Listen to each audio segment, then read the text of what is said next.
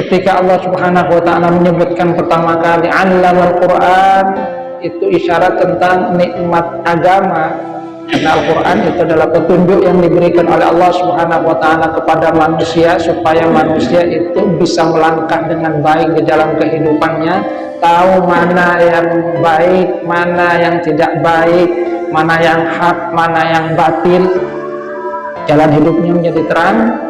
Maka isyaratnya, kata para mufassir, ini menunjukkan bahwa nikmat yang sangat agung yang diberikan oleh Allah Subhanahu wa taala kepada manusia adalah an-ni'am ad-diniyah, nikmat beragama.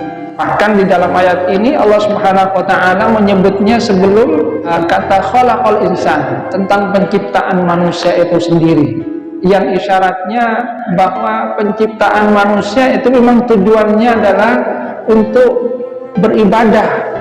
Wa ma khalaqtul jinna wal insa illa liya'budun. Tidaklah aku ciptakan jin dan manusia kecuali untuk beribadah. Dan ini sekali lagi diawali dengan 'allamal Qur'an. Kenapa disebut Al-Quran? Karena Al-Quran itu adalah kitab terakhir yang diturunkan oleh Allah Subhanahu wa taala, dan itu yang paling lengkap, menjadi pedoman bagi manusia sampai akhir zaman. Makanya Rasulullah SAW itu kan menyatakan, khairukum man ta'allamal Qur'an wa 'allamahu. Yang paling baik di antara kalian itu adalah yang belajar Al-Quran dan mengajarkannya.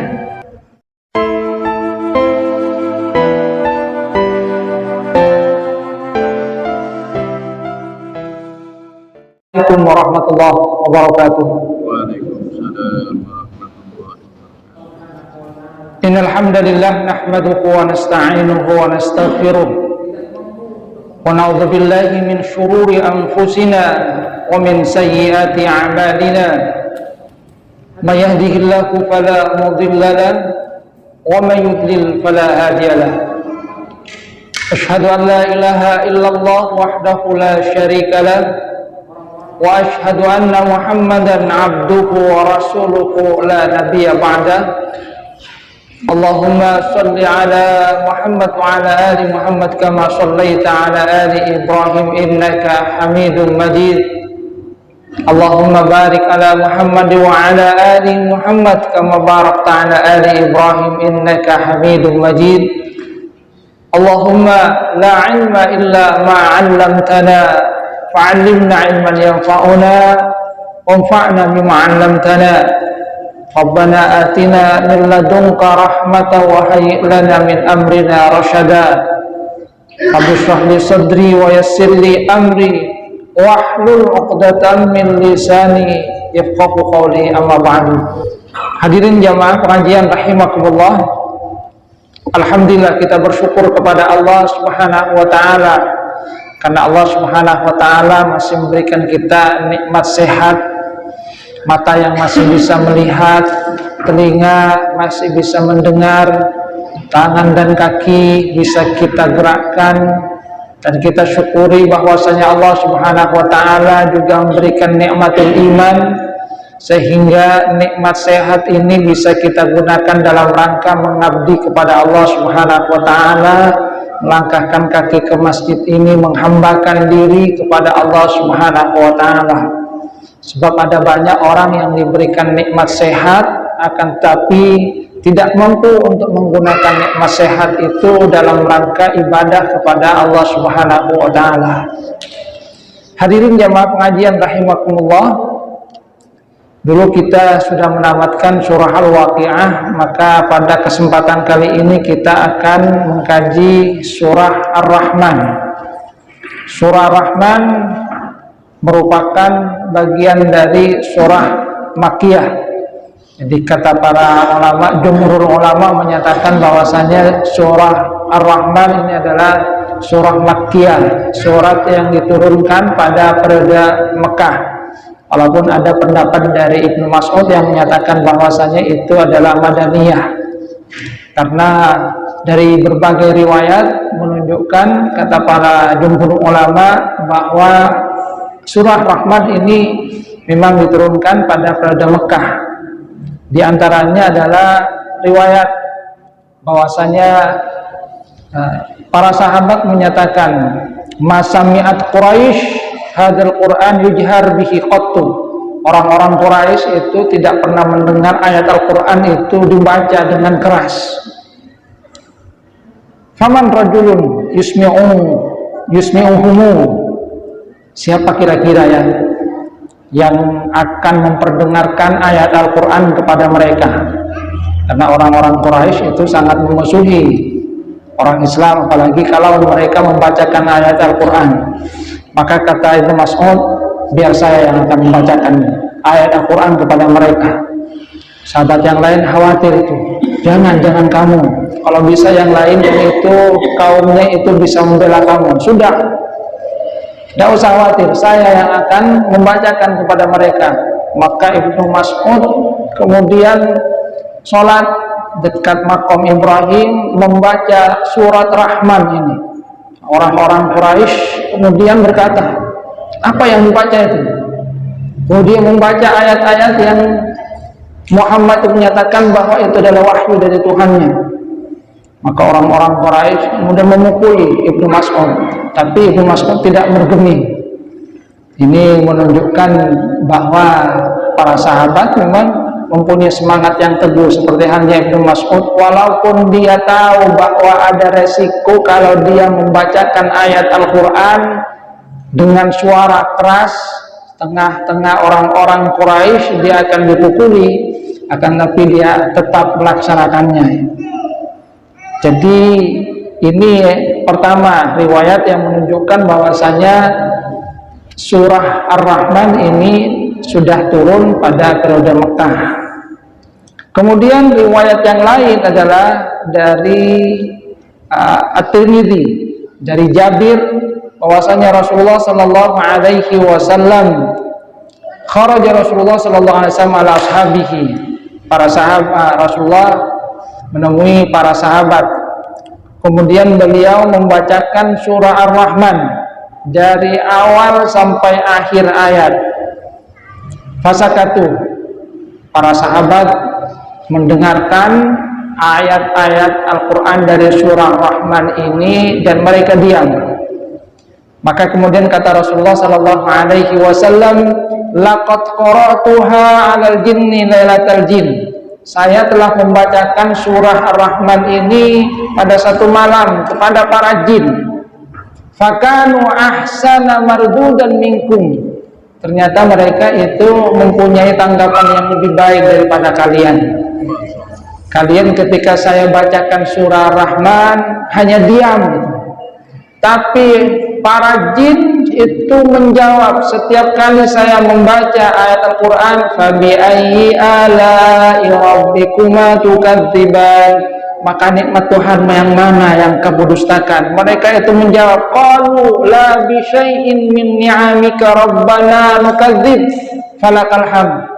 Mereka itu menyatakan, tidak ada satupun nikmat dari Engkau wahai Tuhan kami yang kami dustakan.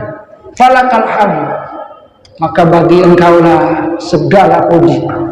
Jadi setiap membaca ayat itu para jin menjawab, sehingga mereka bertambah keimanan kepada Allah Subhanahu wa ta'ala.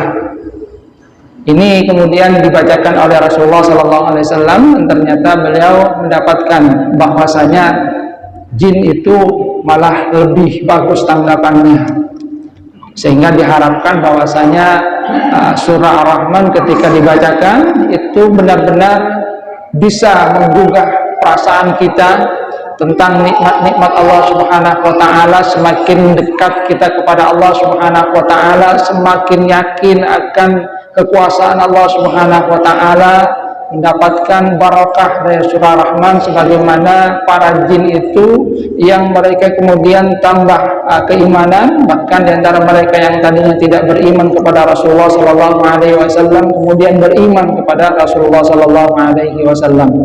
Dan ini ada di periode Mekah, sehingga para ulama, jumhur ulama menyatakan bahwasanya surah Rahman ini adalah bagian dari surah Makkiyah, surah yang diturunkan pada periode Mekah. Dinamakan surah Ar-Rahman karena di awal ayat ini dimulai dengan kata Ar-Rahman, yang berarti Allah Subhanahu wa taala yang Maha Pemurah, Maha Pengasih. Karena di dalam ayat-ayat di surah Rahman ini Allah Subhanahu wa taala menggambarkan tentang berbagai nikmat yang Allah Subhanahu wa taala berikan kepada manusia, agar manusia itu menyadari betapa banyaknya, betapa besarnya nikmat yang diberikan oleh Allah Subhanahu wa taala. Dan itu kemudian diulang-ulang dengan pertanyaan, fabi ayyi ala'i rabbikuma tukadziban. Seakan-akan Allah Subhanahu wa taala mengajak manusia untuk berdialog. Nikmat Tuhanmu yang mana yang kamu dustakan? Sebab manusia diberikan banyak nikmat akan tapi tidak menyadari.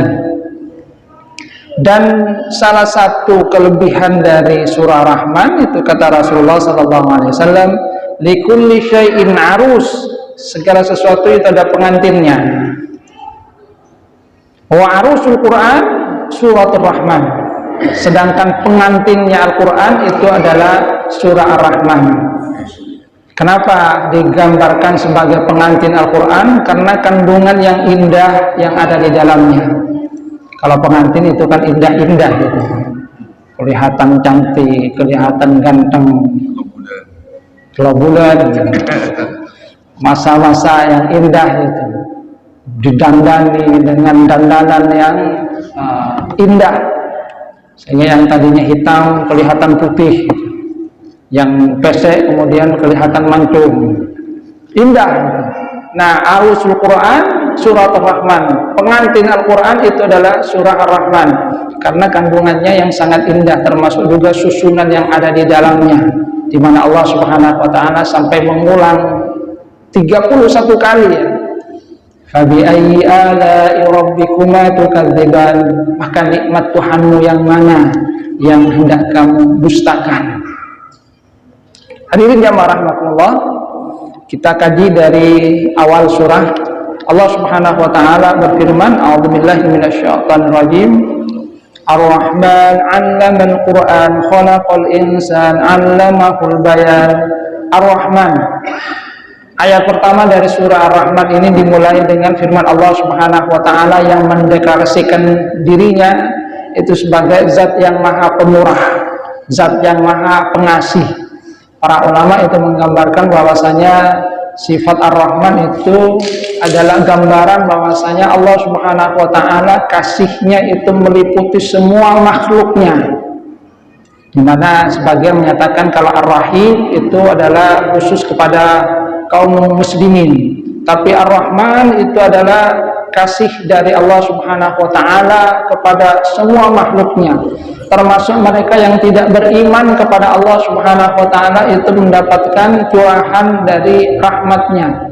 Walaupun mereka itu tidak beriman, Allah Subhanahu wa taala tetap memberikan rezeki, tetap memberikan kepada mereka kesehatan, tetap memberikan kepada mereka makanan dalam keseharian, bahkan mungkin lebih banyak daripada orang yang beriman kepada Allah Subhanahu wa taala.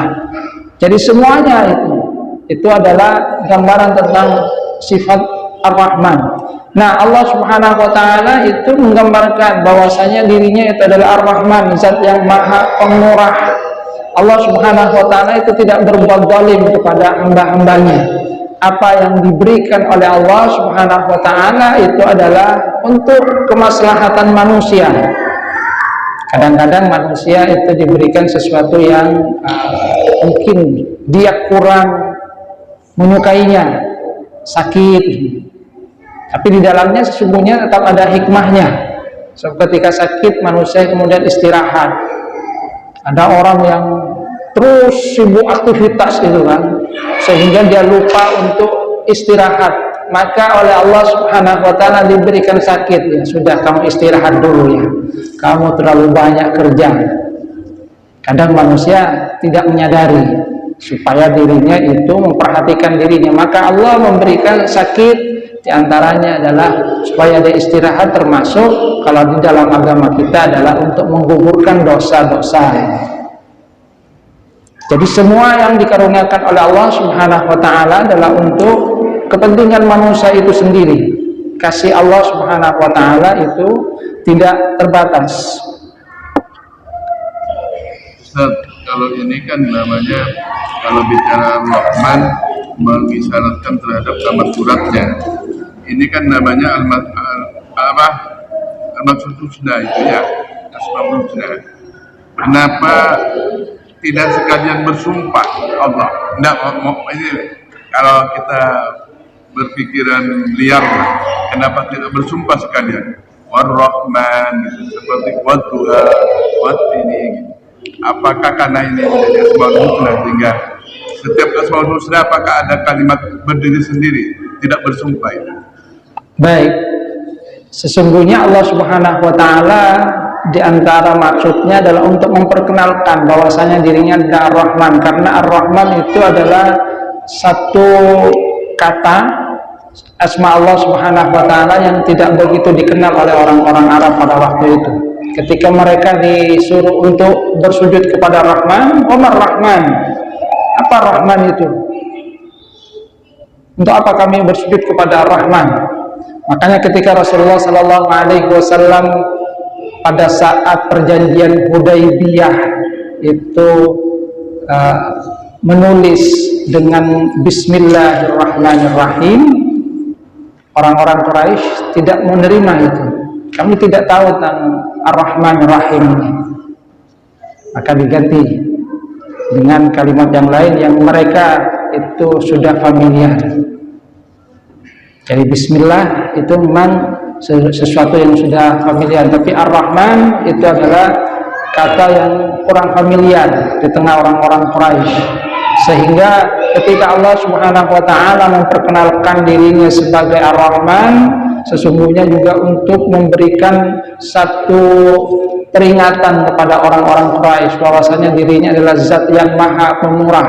Makanya di dalam Al-Qur'an itu juga Allah Subhanahu wa taala menyatakan qul ud'ullaha aw ud'ur rahman ayyamma tad'u falahul asmaul husna. Panggillah, serulah Allah atau serulah Ar-Rahman, yang menggambarkan bahwasanya Ar-Rahman itu adalah satu sifat yang perlu kita seru manakala kita mau berdoa kepada Allah Subhanahu wa taala. Karena tadi Ar-Rahman itu menggambarkan tentang sifat dari Allah Subhanahu wa taala yang maha pemurah, yang maha pengasih, di mana kasih sayangnya ini meluas kepada seluruh makhluknya, kepada manusia baik yang beriman ataupun yang tidak beriman, kepada hewan, kepada tumbuh-tumbuhan. Karena nanti di dalam ayat-ayat ini juga Allah Subhanahu wa taala menggambarkan tentang makhluk-makhluk Allah Subhanahu wa taala, langit, bumi, kemudian tumbuh-tumbuhan, itu nanti akan disebut juga oleh Allah Subhanahu wa taala di dalam surah ini, dalam surat Ar-Rahman. Tidak usah bersumpah ya, karena sudah menjadi melekat itu. Tidak usah bersumpah. Kalau biasanya kalau bersumpah itu nanti ada sesuatu yang disebut jawabul qasam, jawaban dari sumpah. Untuk apa Allah Subhanahu wa taala bersumpah? Ar-Rahman wallahu taala al-mun'im bi jala'il ni'am ad-dunyawiyah wal ukhrawiyah. Dialah Allah yang memberikan nikmat, yang nikmatnya itu sangat agung, baik nikmat-nikmat dunia ataupun juga nikmat-nikmat ukhrawiyah, termasuk dari salah satu asma'ullah al-husna, nama-nama Allah Subhanahu wa taala yang baik. Kemudian Allah Subhanahu wa taala menyatakan allamal Qur'an, Allah itu mengajarkan Al-Qur'an. Ini mengisyaratkan tentang an-nikmah ad-diniyah, nikmat agama yang diberikan oleh Allah Subhanahu wa taala kepada manusia. Jadi ketika Allah Subhanahu wa taala menyebutkan pertama kali allamal Qur'an, itu isyarat tentang nikmat agama, karena Al-Qur'an itu adalah petunjuk yang diberikan oleh Allah Subhanahu wa taala kepada manusia supaya manusia itu bisa melangkah dengan baik di dalam kehidupannya, tahu mana yang baik, mana yang tidak baik, mana yang hak, mana yang batil. Jalan hidupnya menjadi terang. Maka isyaratnya kata para mufassir, ini menunjukkan bahwa nikmat yang sangat agung yang diberikan oleh Allah Subhanahu wa taala kepada manusia adalah an-ni'am ad-diniyah, nikmat beragama. Jadi nikmat beragama. Bahkan di dalam ayat ini Allah Subhanahu wa taala menyebutnya sebelum kata khalaqal insan, tentang penciptaan manusia itu sendiri. Yang isyaratnya bahwa penciptaan manusia itu memang tujuannya adalah untuk beribadah. Wa ma khalaqtul jinna wal insa illa liya'budun. Tidaklah aku ciptakan jin dan manusia kecuali untuk beribadah. Dan ini sekali lagi diawali dengan Allamal Quran. Kenapa disebut Al-Quran? Karena Al-Quran itu adalah kitab terakhir yang diturunkan oleh Allah Subhanahu wa taala, dan itu yang paling lengkap, menjadi pedoman bagi manusia sampai akhir zaman. Jadi nikmatud diniyah, nikmat agama, itu adalah nikmat yang paling utama. Karena nikmat-nikmat yang lain itu tidak akan berarti manakala manusia itu tidaklah menggunakannya dalam rangka nikmat beragama ini. Yang kata para ulama itu bagian dari hidayatud din. Jadi nikmat yang paling agung apa yang diberikan oleh Allah Subhanahu wa taala kepada manusia, termasuk penciptaan manusia. Manusia itu diciptakan oleh Allah Subhanahu wa taala, tujuannya kan adalah dalam rangka untuk beribadah. Sehingga ketika manusia itu tidak mempergunakannya untuk beribadah, maka sungguhnya dia melenceng. Maka bersyukurlah manakala kita itu diberikan oleh Allah Subhanahu wa taala nikmatud din ini, bisa merasakan nikmatnya beragama. Seperti yang saya sampaikan tadi, kita diberikan oleh Allah Subhanahu wa taala nikmat kehidupan. Itu adalah satu nikmat yang berharga. Karena dalam kehidupan kita bisa merasakan berbagai warna-warni indahnya hidup. Tahu mana yang merah, putih, warna-warni, suara yang merdu, suara yang tidak merdu. Tapi semua itu tidak akan berarti manakala tidak mendapatkan nikmatud din tadi. Karena ada orang yang dari pagi sampai malam pontang-panting mencari dunia, tapi lupa untuk mengabdi kepada Allah Subhanahu wa taala. Dan ini adalah sesuatu yang tidak berharga, karena kemudian kehidupannya hanya sekedar dunia saja. Khalaqal insan, jadi penciptaan manusia sendiri itu adalah satu nikmat yang Allah Subhanahu wa taala juga sudah isyaratkan di dalam surah Al-Insan yang kita bahas. Hal ata 'alal insani hinun minadh dhahri lam yakun syai'an madhkura. Isyarat bahwasanya manusia itu hendaknya ingat bahwasanya dulunya dia tidak ada dulu. Kifata, dulu sebelum dilahirkan tidak ada. Lahir kemudian diberi nama, oh ini. Setelah itu oleh Allah Subhanahu wa taala diberikan nikmat-nikmat yang lainnya, sehingga dia merasakan berbagai nikmat itu. Tapi berbagai nikmat itu tidaklah berharga manakala tidak disokong oleh nikmatuddin. Sehingga sekali lagi, kenapa yang disebutkan pertama kali oleh Allah Subhanahu wa taala adalah Allamal Quran, itu mengisyaratkan bahwa nikmat yang paling utama adalah nikmatuddin. Orang gagah perkasa, kalau lomba lari kuat itu sampai berpuluh kilo, tapi ketika sudah melangkah ke masjid kadang lemes, leso getur aja. Itu kan dia tidak mendapatkan nikmatuddin, sehingga nikmat sehat itu tidak berharga di sisi Allah Subhanahu wa taala. Popularitas misalnya diperoleh oleh manusia, tapi manusia tidak mempergunakannya dalam rangka untuk beribadah, itu menjadi sesuatu yang sia-sia di sisi Allah Subhanahu wa taala. Jadi kata para ulama, sekali lagi disebutkan pertama nikmatul Quran itu adalah supaya manusia menyadari bahwa Nikmatud din itu adalah nikmat yang utama. Makanya Rasulullah SAW itu kan menyatakan, khairukum man ta'allamal Qur'an wa 'allamahu. Yang paling baik di antara kalian itu adalah yang belajar Al-Qur'an dan mengajarkannya. Jadi yang belajar Al-Qur'an, karena dengan belajar Al-Qur'an kita akan tahu apa yang seharusnya kita lakukan. Karena semua petunjuk itu sudah ada di dalam Al-Quran. Walaupun seperti yang saya katakan itu kan dalam bentuk yang global.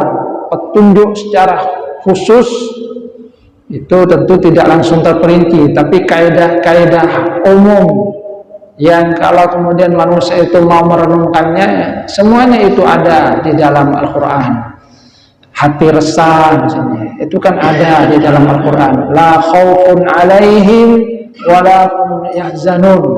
Orang-orang yang bertakwa, beriman itu kan tidak ada rasa khawatir, tidak ada rasa sedih. Kenapa demikian? Ya karena mereka sudah pasrah kepada Allah Subhanahu wa taala, persoalan takdir misalnya. Tidak kemudian mengingat-ingat masa lalu. Orang sedih itu pertama itu kan mungkin saja dia hidup di masa lalu. Yang kemarin itu mungkin diingat lagi. Kok saya ngateti musuh Allah, soking kok. Dipikir itu, sehingga kemudian dia sedih itu. Lah kira tak bisa aja. Mak teti musuh rian kok. Itu kan dia hidup di masa lalu. Tidak hidup di masa kini. Sehingga kemudian dia sedih. Jadi orang sedih itu karena hidup di masa lalu. Saya ngabari, saya kok nangkep ya Allah, untung ngabunya pasti. Hidup di masa lalu dia. Jadi memikirkan sesuatu yang sudah terjadi, sehingga yang terjadi adalah dia sedih. Ini orang yang tidak bisa menerima kenyataan, hidup di masa lalu. Atau yang kedua, hidupnya di masa depan itu penuh dengan kekhawatiran.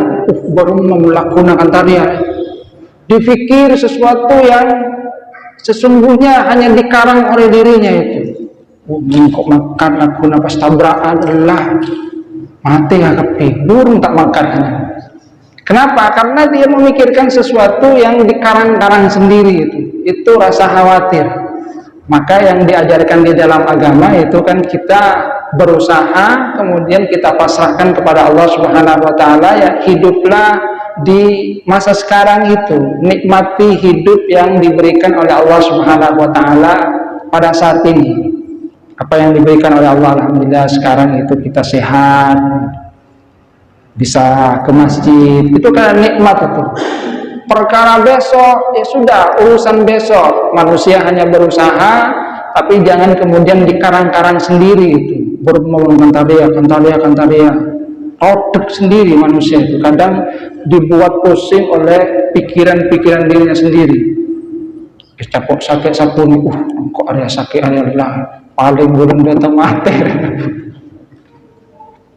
Itu kan dikarang sendiri, rasa khawatir. Ada teman saya itu dia sakit kencing manis, tambah hari tambah kurus. Kata suaminya, sungguhnya yang bikin kamu tambah kurus setiap hari bukan penyakit kencing manis kamu, tapi pikiran kamu itu. Berumah kok jauh kencing manis dekik ada tambukan dia, tambah dia bilang kok cepat mati dekik dia. Jadi pikiran-pikiran yang kemudian dipenuhi dengan rasa khawatir yang dikarang sendiri. Jadi artinya dalam Al-Quran itu sekali lagi semuanya itu ada petunjuk di dalam kehidupan tentang bagaimana beragama yang baik, bagaimana bermuamalah dengan Allah Subhanahu wa taala, bermuamalah dengan sesama manusia supaya hati fresh dan lain-lainnya, semuanya itu ada di dalam Al-Qur'an. Sehingga kalau manusia itu mau mengkaji Al-Qur'an, maka dia pasti akan mendapatkan petunjuk. Hudal linnas wa bayyinatin minal huda wal furqan, karena memang Allah Subhanahu wa taala sudah menyatakan bahwa itu adalah petunjuk bagi manusia, penjelas terhadap petunjuk. Sudah ada penjelasannya, bahkan Rasulullah SAW itu sudah memberikan penjelasannya tadi. Tinggal kita mengambil intisari, petunjuk-petunjuk yang diberikan oleh Allah Subhanahu wa taala. Allamal Quran, khalaqal insan. Penciptaan manusia itu sendiri itu juga adalah nikmat. Kita tahu adanya cahaya karena kita diciptakan itu kan. Kalau belum diciptakan ya tidak tahu apa-apa. Setelah diciptakan manusia itu tahu, oh ini yang namanya merah, ini hijau. Itu karena diciptakan oleh Allah Subhanahu wa taala. Tahu rasanya hidup karena diciptakan oleh Allah Subhanahu wa taala. Maka bersyukurlah kita yang diberikan oleh Allah Subhanahu wa taala nikmat penciptaan, dan bersyukur karena kita diciptakan oleh Allah Subhanahu wa taala sebagai manusia, bukan diciptakan sebagai hewan, diciptakan sebagai tumbuhan. Alhamdulillah kita bersyukur karena kita diciptakan dalam bentuk fi ahsani taqwim, bentuk manusia yang merupakan makhluk yang diciptakan dalam bentuk yang sebaik-baiknya oleh Allah Subhanahu wa taala. Itu adalah satu nikmat yang kadang manusia itu tidak menyadarinya. Sudah diberikan nikmat hidup, kemudian dia mau mengakhirinya. Itu karena dia tadi salah, tidak mau untuk mendapatkan petunjuk yang ada di dalam Al-Quran. Sebab ketenaran, popularitas itu tidak menjamin kebahagiaan. Ada saya baca seorang gamer yang terkenal itu mengakhiri hidupnya dengan bunuh diri.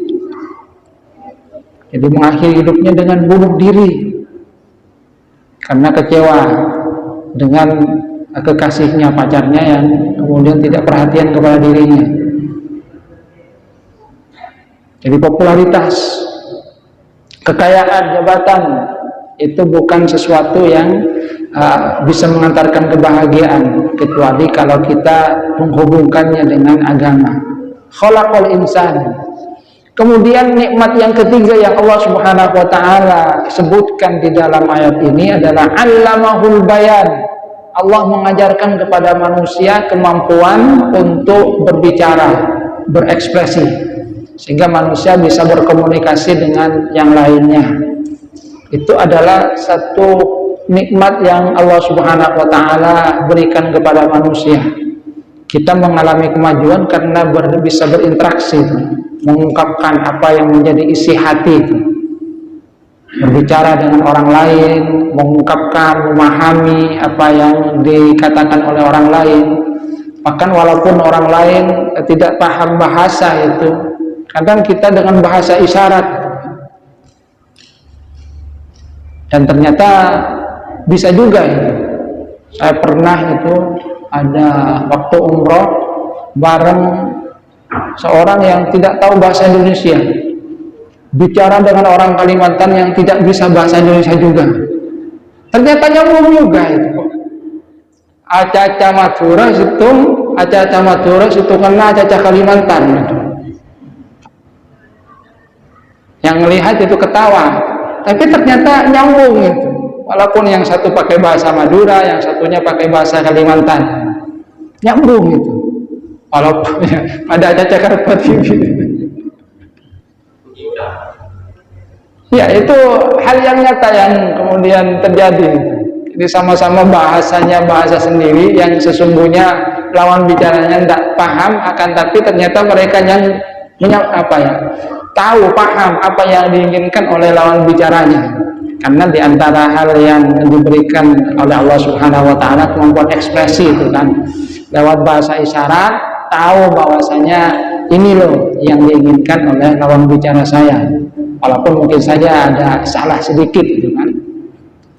Itu adalah satu karunia yang diberikan oleh Allah Subhanahu wa taala, at-ta'bir amma fin nafsi.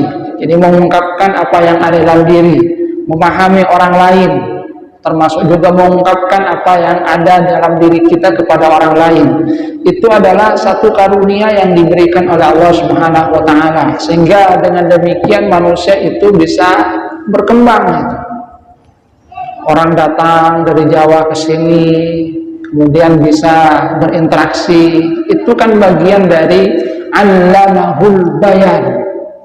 Allah Subhanahu wa taala memberikan kepada manusia kemampuan untuk mengungkapkan, kemampuan bahasa, mengekspresikan apa yang diinginkan oleh dirinya, termasuk memikirkan, mengembangkan, sehingga manusia itu berkembang, tidak seperti halnya binatang yang dari dulu seperti itu, tidak mempunyai karunia al-bayan yang diberikan oleh Allah Subhanahu wa taala.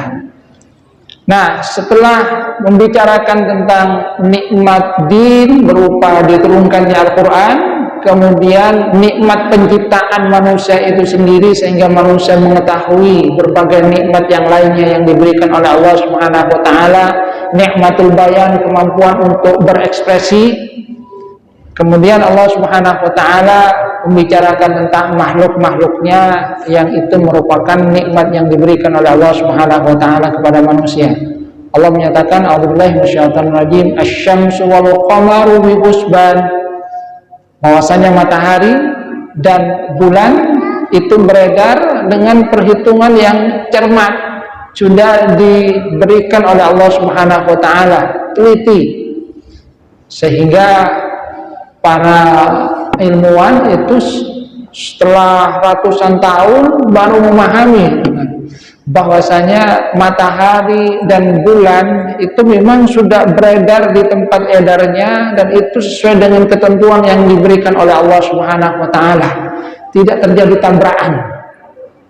Jadi walaupun beredar itu tidak terjadi tabrakan. Kenapa? Karena memang itu adalah sesuai dengan apa yang Allah Subhanahu wa taala tentukan. Kadarnya itu sudah juga ditentukan, termasuk kata para ilmuwan, jarak matahari ke bumi itu juga sudah ada ketentuan dari Allah Subhanahu wa taala. Tidak kemudian terlalu dekat sehingga bisa membakar, tapi tidak juga terlalu jauh. Kalau terlalu jauh, bumi itu akan membeku. Tapi memang pas itu, sehingga manusia akan merasakan nikmat itu. Jadi posisi dari matahari ke bumi itu kata para ilmuwan itu memang sudah ditentukan oleh Allah Subhanahu wa taala. Tidak terlalu jauh tapi tidak terlalu dekat. Kalau terlalu dekat, manusia atau bumi ini bisa terbakar, panas sekali. Kalau terlalu jauh, bumi ini bisa menjadi es. Tapi itulah yang ditentukan oleh Allah Subhanahu wa taala. Termasuk juga bulan, kata para ilmuwan, bulan juga demikian. Kalau bulan terlalu dekat akan pasang sehingga akan banjir. Sebab kalau dekat kan biasanya ada pasang surut itu.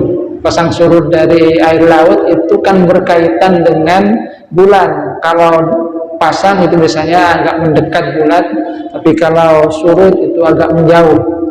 Tapi posisinya sudah ditentukan oleh Allah Subhanahu wa taala. Memang tidak terlalu dekat sehingga walaupun pasang ya tetap tidak sampai banjir di tempat kita, tapi juga tidak terlalu jauh sehingga terlalu surut.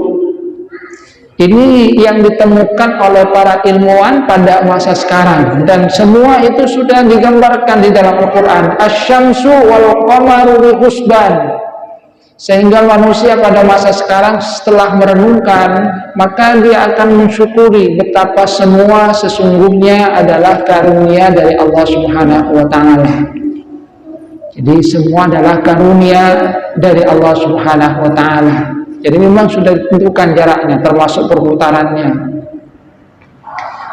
Kemudian Allah Subhanahu wa taala nyatakan, "Wan najmu wasyajaru yasjudan."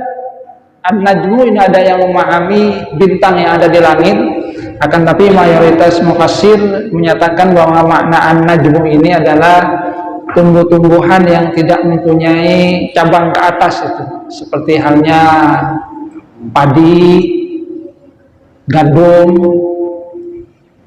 Sedangkan asyajar adalah tumbuh-tumbuhan yang mempunyai pokok cabang ke atas itu.